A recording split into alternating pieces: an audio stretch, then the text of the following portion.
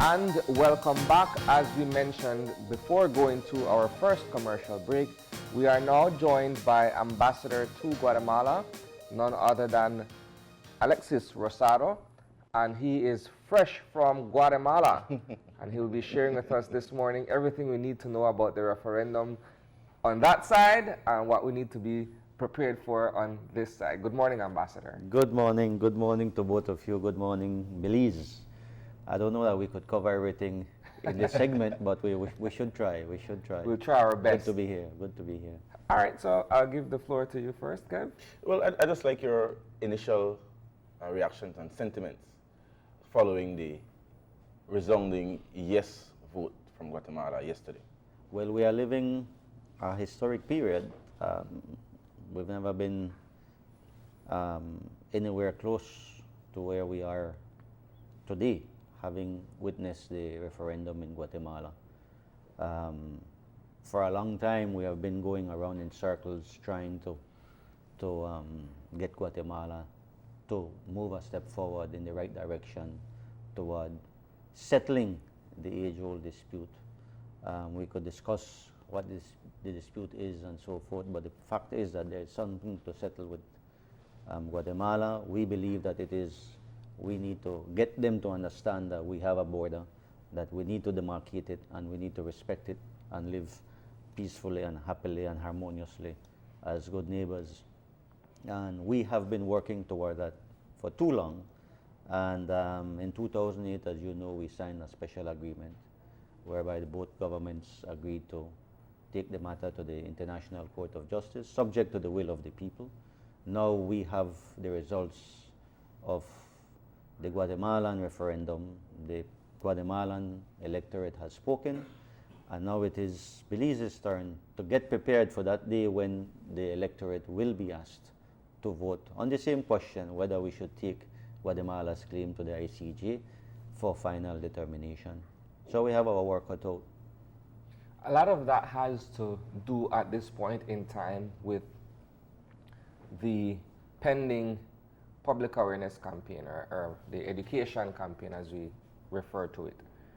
Where are we in terms of a timeline? I know that the referendum has to be held following a re-registration exercise, but the education campaign is separate and apart from that particular process. Right. Where are we in terms of the timeline for the education campaign? Well, right now we are looking to intensify our public awareness campaign with a view towards the end of the year. Now, depending on the re-registration process, that could take us up to next year. But the important thing is that by the time the re-registration exercise, I don't know that the word complete could be used because it's an ongoing process. No? Once we reach a stage where we would feel that the electoral roll is robust enough to be properly representative of the Belizean people, the electorate, then I think the government would have to take a decision and set a date. But for now, we're not looking at anywhere between now and the end of the year. We've heard from Guatemalan sources that there is a time definitely set for us to go to referendum, which we heard to be May of 2019. That's interesting. Yesterday in the interviews, this is what came out. There has been a lot of misunderstandings, you know. There was even one where they were saying that in May, like next month, and I understand there was a bit of hysteria about it. We shouldn't be listening to news in Guatemala in the sense that we don't get informed by them. We have our own timetable. We set our own timetable. And as far as I'm aware, we have the re-registration exercise, and that is it.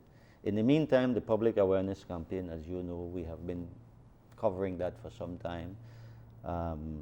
You know Ambassador Leslie, who has been running it for a couple of years, and sadly he left us.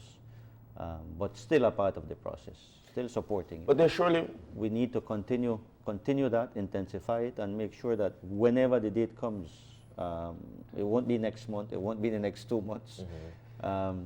the Belizean people will be properly But informed. what That will be is the the- important thing. What is the public awareness campaign? Forgive me for asking in that manner. I ask simply because those of us who are in the know are very much aware of what it takes to be prepared for referendum day, if I may. But there are those of us who perhaps are not as knowledgeable about what it takes. I'm using that loosely. You get what I'm saying? And that is what we want to change. You mean in terms of how people understand Are we the reaching? Yes. Are we issue? reaching everybody? Well, clearly we haven't. Clearly we haven't, and that's why there's a need for it, and there's a need to intensify the activities. We need to cover as many Belizeans as possible. In fact, the goal is to cover everybody, to make sure they have an opportunity to have the facts, to get the historical truth, so that when they go to the polls, they will be able to take an informed decision. That is the goal and ultimate aim of the public awareness campaign. Ambassador, though, that language and approach probably would have held if we were holding the referendum jointly at the same time, simultaneously. But because Guatemala has voted yes, isn't it incumbent in terms of the international pressure, and surely for the road to go to the ICJ, that the government of Belize must secure a yes vote? So it's not an education campaign, a neutral campaign. It is a steering to secure a yes vote. Well, people have different views on that. I'm sure you would have heard people out there are saying no to the ICJ, and that is fine. It's part of the democratic process. The important thing for us in terms of what we wish to achieve is that whenever you, Isane, go to the poll, you cast that vote, that ballot, you will do it in good conscience, knowing that whatever decision you take is the right decision.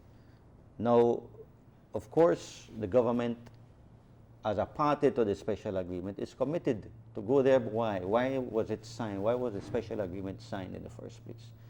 Because both governments, Guatemalan and Belizean, reached the conclusion that all other efforts to peacefully resolve our dispute had been exhausted. We had been around in circles several times and end up nowhere. So yes, the government reached a position. It was a bipartisan position, by the way. But there is no way the government can pressure people to vote either way. At the end of the day, pressure will be on oneself. You know, you want to take an informed, conscious decision. And I think that's where we as Belizean citizens will have to take that responsibility upon our own shoulders. I love diplomats. I think attorneys and diplomats have things in common. Aside from the gift of gab. Yes. But directly, the question is that do you agree that it is incumbent, that the best case scenario for the government on this side, having a yes vote on the Guatemalan side, is to also have a yes vote? Well, I think it would be good for everybody, for both countries to agree on a viable option. And the viable option before us right now is to go to the ICJ, because it's the only way that we can think of at this time to definitively solve the problem. Like I said, you could look at the options available under the international order, under the United Nations Charter. They have a whole long list of peaceful means of settlement of disputes. We have tried all of them, bar none, except a juridical option. And that is what we're being presented with today. You see? Here's an observation that I made from the preliminary results of the referendum held in Guatemala on Sunday. The fact that it is not necessarily a political move, when I say political, a party political move to mobilize voters and supporters of or for want of a better word, those who say, well, they won't cede to going to ICJ. Point that I'm making is the fact that it's not a political movement and people would have to go to the polls on their own, it reflected a lower turnout of voters. The concern on our end is that perhaps the very same thing can happen here, despite it being a bipartisan approach to this matter. It's not election time, so to speak, so perhaps the various parties will not be out there trying to muster people to come out to the polls and vote. Is that a live concern for you guys? Well, I certainly don't expect a figure like they got over there. Bearing in mind, of course, that the result of the voter turnout they got in Guatemala is the highest ever for a referendum. They had two referendums before, one in 94, one in 98. None of them reached above 20%. This time, the last figure I heard was 26% voter turnout. So for them, that is high. For Belize, I think the subject is of such importance that I think most Belizeans are driven by that subject and feel passionate about it. I don't think that we will have too much of a problem with achieving a much higher voter turnout. I won't hazard a guess as to what percentage, but I believe that Belizeans are passionate about the subject and they will be interested in coming out to help the country make a decision. So let me put this to you then. Since you were making a comparison of previous referenda that have been held in Guatemala, the one that I can think of off the bat here in Belize was the referendum on offshore oil exploration. But that is a national issue of sorts. That was not an official referendum. We can't dismiss it either. Yeah, you It's can't an issue that Yeah, you can't, but voters it's not an participated nonetheless. Yeah. They had their say either way. And I believe that a percentage of the total voting population came out and expressed their vote. My question to you is, do you believe that the matter of the unfounded Guatemalan claim over Belize being taken before the ICJ for resolution would garner more public support in terms of voter turnout on referendum day, as opposed to perhaps the national referendum, well, the referendum on offshore oil exploration? Well, I think you would be able to answer that as good as anybody else. I don't want to be comparing one thing with the next. I think the Belize need an urge to feel secure, to ensure that our territorial integrity is preserved permanently and definitively. I think that drives all of us. I don't know that there's any subject that is bigger than this one. So I have no concern about people being interested. My concern more is about people being informed, people being able to take a decision based on facts, based on reason, based on truth, as opposed to based on fear. And I think those are the things that we will have to engage on and engage with in a national conversation that hopefully will be charged now that we have the results of the Guatemalan referendum. We need to have this national conversation about the subject. Hopefully people will listen without prejudice, so to speak, and hear the facts. Hear what are the positions from both sides of the spectrum, the yes, the no, the I don't know. We need to make sure that we're informed, and hopefully it'll be a respectful and civic and civil discussion. I want to piggyback off where Sani was going, which is that the relevance of other referendums that have come off, particularly the Oceania one, was something that people were passionate about. Right. People were not necessarily voting on the economics of it, the value of how much money you could have gotten from oil. People were voting because they felt invested in this country and the beauty and pristineness of it. This Guatemala issue is the single most emotional issue for a Belizean. If you are a red-blooded Belizean and they say Guatemala and you do not have a response, I don't know who you are. You see what I mean? And the strategy to be taken by the joint committee has, to my mind, be twofold. One, understanding the culture of our Belizean people and knowing where they want to go and not being bashful about it. Not speaking in general terms to say, okay, well, we're educating people. But if they know they need to get to a yes vote with the time frame and understanding the level of emotion involved in our people, it cannot be a neutral approach. I want to bring you to this. Sorry, but we have to be sure. I want to bring you to, if I can just, I want to bring you to where how deep the emotions are in these vox pops, as I'm educated by Isani, go. There's a current survey or poll being done, and I will call the station's name, being done by Love FM, in which over 6,600 people have already voted. And the position on that poll is 95% saying no, and the remaining 5 saying yes. If that doesn't have some value to the government and to the organizers, then it surely gives a starting point for the sentiments of the people. How do we get to substance in the current climate? Well, first of all, we cannot be engaging in knee-jerk reactions. We cannot panic. We need to pace ourselves and make sure we cover the grounds that need to be covered properly, deliberately. It will take time. I think we have some time.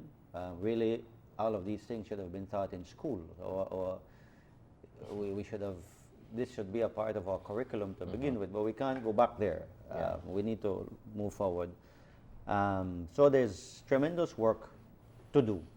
At the same time, though, what I wanted to interject on is we also have to be mindful that people are very sensitive about the subject, and nobody wants to feel pressured into voting either way. I know some people who feel passionate about it might want to bully other people into voting a particular way or not. Or insult them. Or insult them. You either you know, wrap themselves in a patriotic flag and say you either vote this way or you're not a patriot.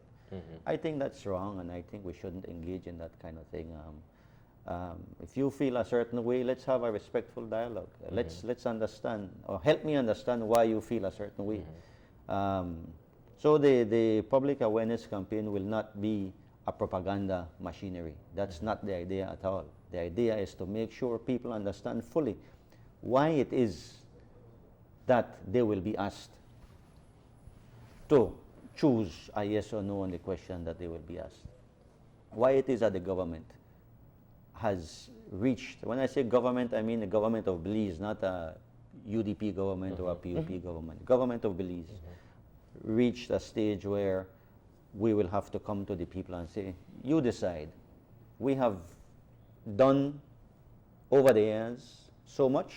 We have reached a stage now in our history that the Belizean citizenry will be asked to make the final decision. It's an interesting scenario when you look at what we are now tasked with having to accomplish. I look at it from a political perspective, I look at it from a national perspective. And at some point, they both cross each other. Because when I look at it from a political perspective, the government of the day, which is a United Democratic Party government, if it can successfully pull this off, it can sort of turn the tide in terms of how people look at the present day administration. Perhaps that's from one end. From a national perspective, this matter has been looming over our heads for centuries. And if we don't move in one direction, for instance, that favors going to the ICJ, then it continues to hang over our heads. And one has to keep in mind, we're not the ones making the claim. The claim is being made against us. So, and that's it, and if you could take the good from a bad, the good part about it is that finally we have Guatemala, where we have wanted them to be from the beginning. When Guatemala decided to denounce the 1859 treaty, declare it null and void, erase the boundaries in their minds. That was 1945 when they first included Belize nuestro in their constitution. First thing the British did was tell them, let's go to court. This is a legal matter. We have a treaty, we think it's valid, you think it's not valid in terms of the boundaries. Guatemala refused to go on the basis of international law. That led to a whole series of efforts, negotiation, mediation, conciliation, you name it, internationalization. Everything that is in the books, we tried. Finally, in 2007, the Belizean team of negotiators, led by the then Foreign Minister, Ms. Schuman, Lisa, convinced the Secretary General of the OAS to make his recommendation.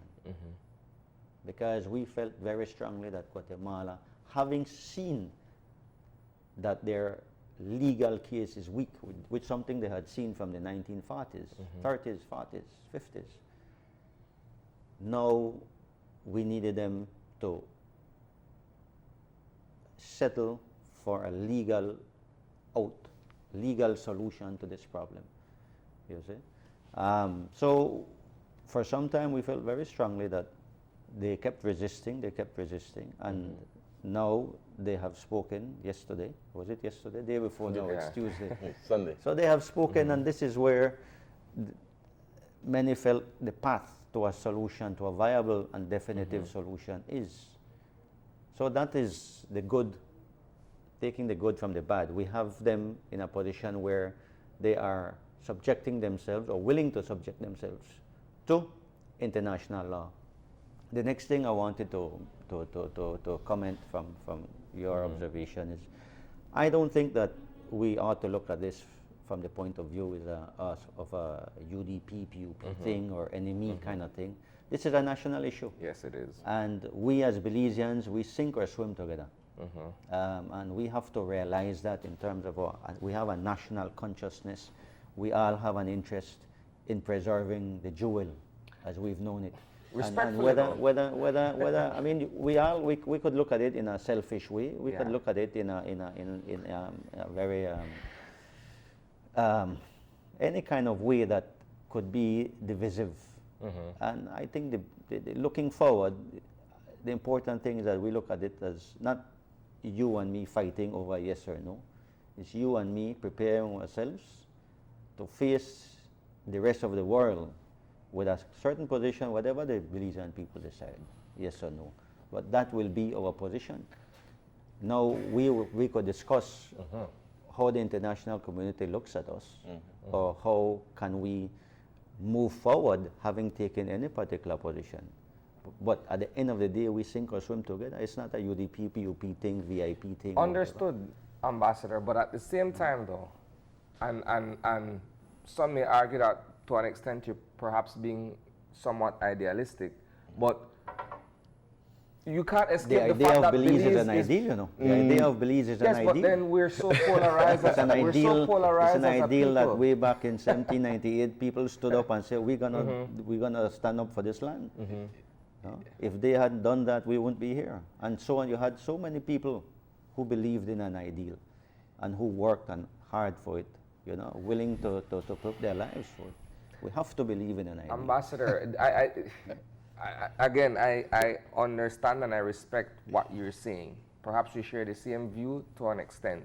But I'm also saying that Belizeans, by and large, are a polarized people that for whatever reason tend to see things only through a political lens.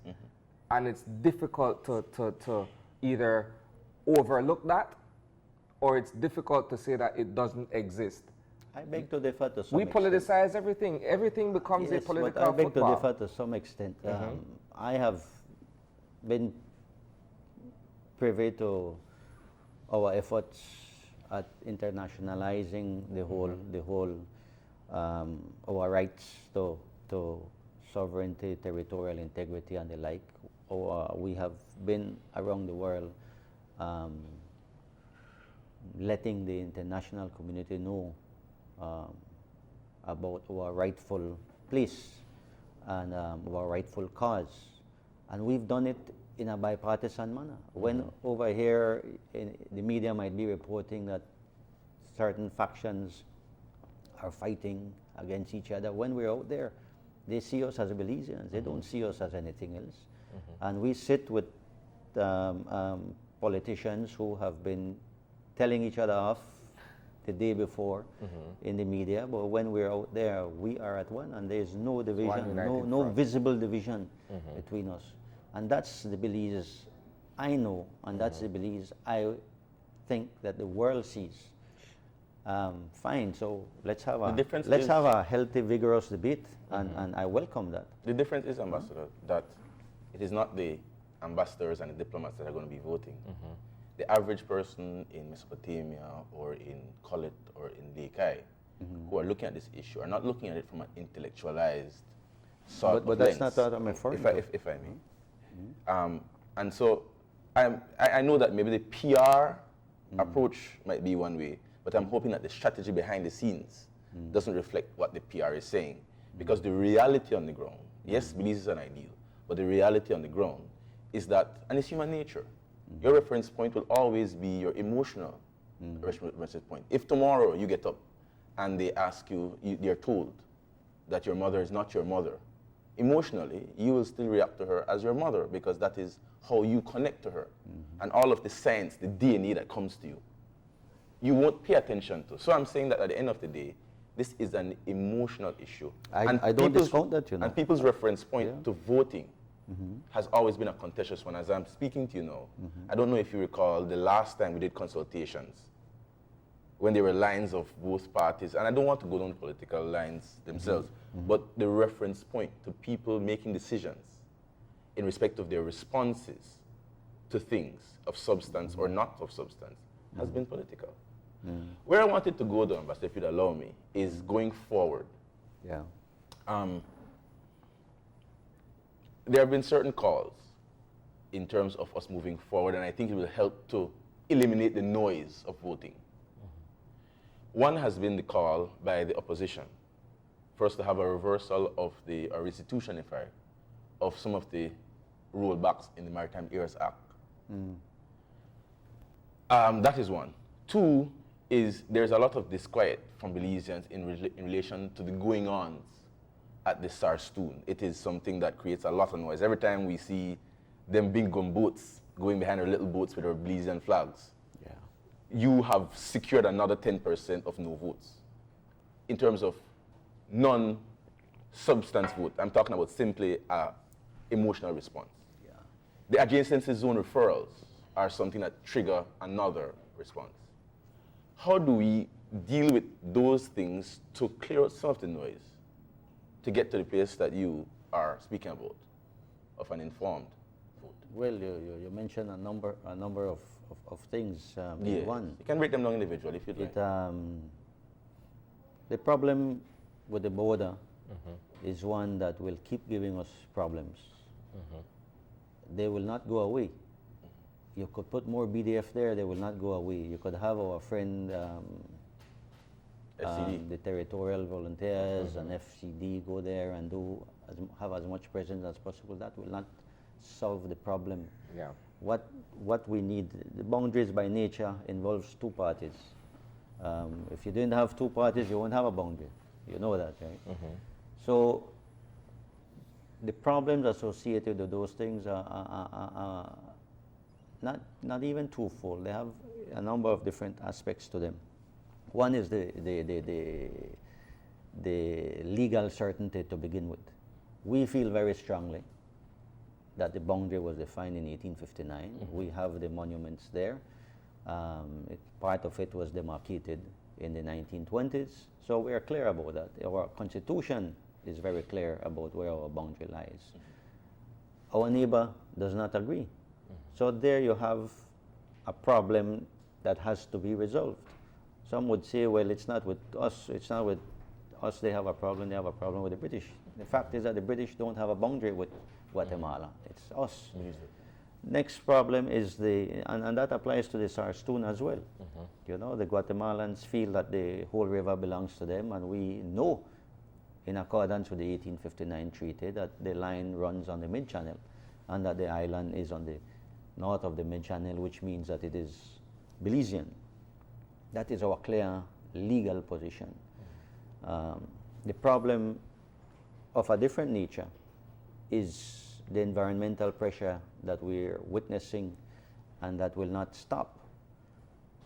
The population growth in Petén is tremendous. I mean, we need to, just looking at the figures, a quick example.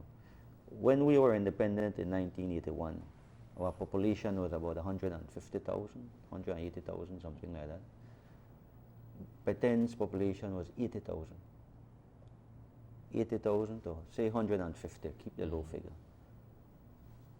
Today, our population is about 385,000, right? Petén's population is about 800,000. The population growth is so large, deforestation that accompanies population growth is also scary, really, when you look at the facts over the last 20 years. Only the northern part of Petén is green now. If you look at the satellite imagery, 30 years ago it was the lungs of the region. Now it's fast disappearing. But that population growth with deforestation, add to that poverty, add to that landlessness, is causing people to move in different directions. They are putting pressure towards the north, where they still have the Maya biosphere, towards the east, where you have our Chiquibul and our other protected areas, and towards the the west. So people are moving, and we have to be able to find a way to work with our neighbor in order to be able to stem that tide that is creeping upon us. Creeping to begin with, but when that population doubles within 10 years, we will feel that pressure even more. So it's not enough to say, you know what, we'll put more BDF there, we'll strengthen FCD. Bless FCD, and they're doing a tremendous job, just like our BDF. I'm proud of them. You know, we are too. And we ought to be supporting them more. But we should not fool ourselves into thinking that that will resolve the problem. No. We put an FOB, forward operating base in the Sarstoon. And we're still being followed upstream. That is not making the problem disappear. I agree, Ambassador. I think that another way we cannot fool ourselves is to think that Guatemala is our friend. We are, as an attorney, I can say that nobody who's on the other side of the table has the same interests. If they did, you would not be in court. Well, we clearly have different positions. Clearly have different positions. And surely there is some benefit on some level of Guatemala getting a result in their favor. My next question is, does Guatemala get a strategic advantage by us voting no? Because we then lose, at least. If you're saying that they have that they have, and I want to get back to a question specific to that, about the strength of our case, from all of the Belizean pundits and diplomats and ambassadors and all of the smart people in this country, they're saying that it's impossible for us to lose. That's the sentiment that they're sending out there. So let's assume lose in a court of law. In a court of law. Yeah. Which I completely disagree with. Based on the merits of the argument. Yes. But because I know there's no such thing as an ironclad case. I know. But let's assume that you guys are right and that we have an ironclad case. And so Guatemala then realized that the strategic advantage is to manipulate the process. And they know that Belizeans would manipulate the process, the process outside of court. Because it's a process to see to get who can get an advantage to get whatever they want to get, whether it's half or a road or money or whatever they want. And they realize that if we go to court, that we'd probably lose. So the best way to go is to bluff, go first, say we're going to court, knowing that the minute we say yes, they cross over there, they will definitely vote no. And then we can go back to the international community and say, but see, we may want to go to court, it's those people over there, them lines, Yeah. that don't want to go. Have we been set up to be put in a position where, as the polls are saying locally, as the sentiments on the streets are, that we will be responding in a way which gives Guatemala a benefit for their argument that we are the problem? Well, I mean, that's a scenario that we should discuss, and clearly the tables would be turned in some respects. Not that our legal position will be weakened if we get a no vote in Belize, and it won't be weakened, but the moral high ground upon which we have been operating Will be lost. will be terribly weakened. Why? Because our independence was secured with the support of the international community. Our territorial integrity has been kept, a large part because of that support, international support. Support that is based and built on the pillars of the international order upon which we live right now.